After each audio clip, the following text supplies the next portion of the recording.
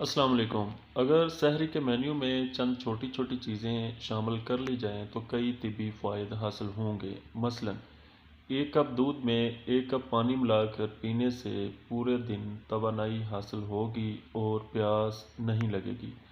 دہی کی لسی پینے سے بھی کمزوری، پیاس اور بدہضمی سے بچا جا سکتا ہے۔ سحری میں 5 کھجوریں کھانے سے پورا دن جسم میں گلوکوز کی کمی واقع نہیں ہوگی۔ تازہ پھلوں کا جوس اور کھجور کا استعمال ضروری کریں۔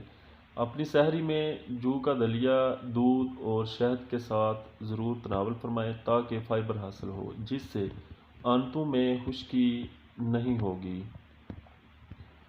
روٹی کے ساتھ دال یا کم روغن والے سالن کو ترجیح دیں۔ صحت مند رہنے کے لیے بھرپور سحری ضروری ہے۔ جتنا ممکن ہو پراٹھے، روغنی اور تیز مرچ مسالے دار کھانوں سے پرہیز کریں۔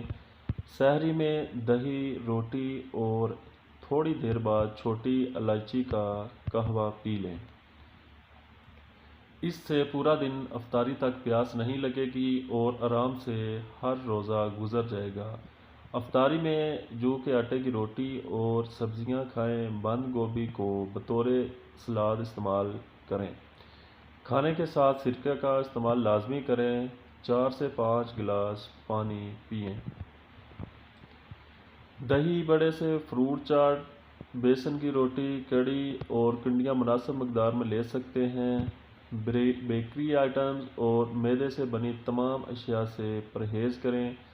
سموسے، پکوڑوں سمیت تمام تلی ہوئی اشیاء، چاول، چائے، کافی اور کولڈ ڈرنکس وغیرہ سے پرہیز کریں۔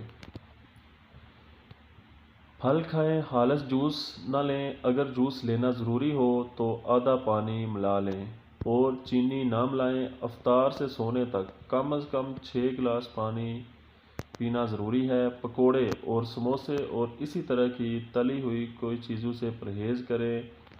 افطار میں کھٹی چیزیں کھانے کے بعد دودھ کا استعمال نہ کریں، اس سے آپ کو بدہضمی ہوگی۔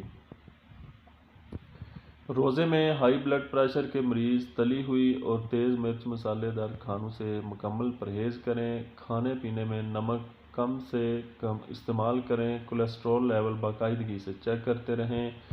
کولیسٹرول میں توازن رکھنے کے لیے سحری میں نہار منہ 1 گلاس پانی، 2 چمچ شہد اور لیموں کا رس ملا کر پی لیں۔ دوستو پلیز چینل کو سبسکرائب